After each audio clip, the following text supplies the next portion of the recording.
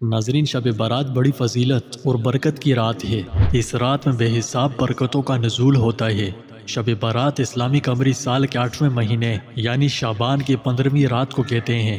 ناظرین، یہ وہ رات ہے جس میں اللہ سبحانہ و تعالی آنے والے سال کے لیے ہر جاندار کی تقدیر لکھتا ہے اور ان لوگوں کی دعائیں کثرت سے قبول کرتا ہے جو اسے سچے دل سے مانگتے ہیں۔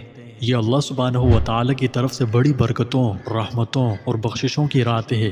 یہ وہ رات ہے جب اللہ سبحانہ و تعالی پہلے آسمان پر نزول فرماتا ہے اور منادی ندا کرتا ہے کہ ہے کوئی گناہوں سے مغفرت مانگنے والا کہ اس کی مغفرت کی جائے، ہے کوئی اولاد کا طالب کہ اسے اولاد دی جائے، ہے کوئی روزی کا چاہنے والا کہ اسے روزی دی جائے، ہے کوئی مقدمے میں کامیابی اور فتح یابی مانگنے والا کہ اسے یہ چیزیں عطا کی جائیں، ہے کوئی مراد مانگنے والا کہ اس کی مراد پوری کی جائے، اور ہے کوئی فلاح چیزیں مانگنے والا کہ اسے عطا کی جائیں۔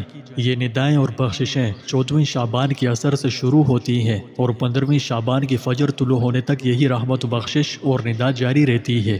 ناظرین، یہ وہ رات ہے جس میں اللہ سبحانہ و تعالی آنے والے سال کے لیے ہر جاندار کی تقدیر لکھتا ہے اور ان لوگوں کی دعائیں کثرت سے قبول کرتا ہے جو اسے سچے دل سے مانگتے ہیں۔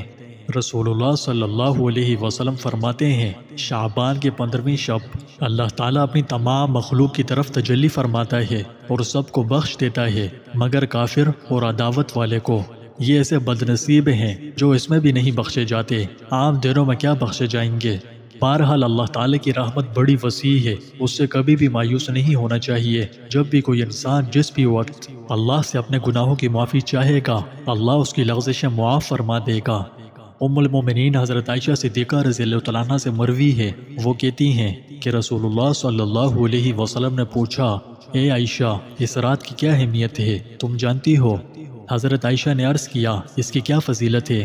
تو حضور اقدس صلی اللہ علیہ وسلم نے فرمایا، اس سال میں جو بچے پیدا ہونے والے ہوتے ہیں وہ اسی رات میں لکھ دیے جاتے ہیں، اور اسی رات میں اس سال مرنے والوں کے بھی نام لکھ دیے جاتے ہیں، اور اسی میں لوگوں کے اعمال پیش ہوتے ہیں، اور اسی میں ان کا رزق اتارا جاتا ہے۔ اس لیے ہمیں چاہیے کہ اس رات کا زیادہ سے زیادہ فائدہ اٹھائیں اور اللہ کی رحمت، بخشش اور فضل کے طالب ہوں۔ ہمیں اپنے گناہوں سے پکی سچی توبہ کرنی چاہیے، اپنی جو بھی حاجتیں ہوں اللہ سے مانگنی چاہیے، اپنے اور پورے امت مسلمہ کے لیے دعا کرنی چاہیے۔ ہمیں سب کو معاف کر کے درگزر کا معاملہ اختیار کرنا چاہیے۔ جنہوں نے ہم پر ظلم کیا صرف اللہ کی رضا کے لیے انہیں معاف کر دیں۔ ہمیں چاہیے کہ قرآن مجید کی خوب تلاوت کریں، نوافل ادا کریں اور اخلاص اور عاجزی کے ساتھ دعا کریں۔ ہر شخص اپنی اپنی قوت کے مطابق جتنی ہو سکے انفرادی عبادت کرے، پھر چاہے قرآن کی تلاوت کر رہا ہو، نفل پڑھ رہا ہو، اگر صلاۃ و تسبیح پڑھنی چاہے تو اکیلے پڑھے۔ اجتماعی عبادات صرف فرض نمازوں، تراویح، نماز جمعہ، عیدین اور اسی طرح کی دوسری عبادت کے لیے ہوتی ہے۔ آپ صلی اللہ علیہ وسلم نے فرمایا، بے شک اللہ تعالیٰ نصف شعبان کی رات کو آسمان دنیا پر نزول فرماتا ہے اور بنو کلب کی بکریوں کے بالوں سے زیادہ لوگوں کو بخش دیتا ہے۔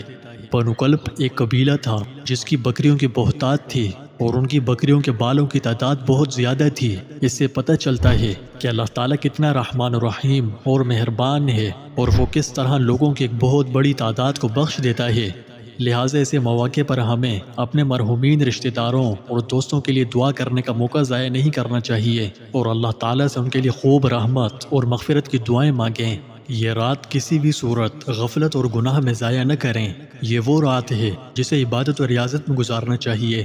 یہ وہ رات ہے کہ ہمیں رمضان المبارک کے مقدس مہینے کی تیاری کرنی چاہیے۔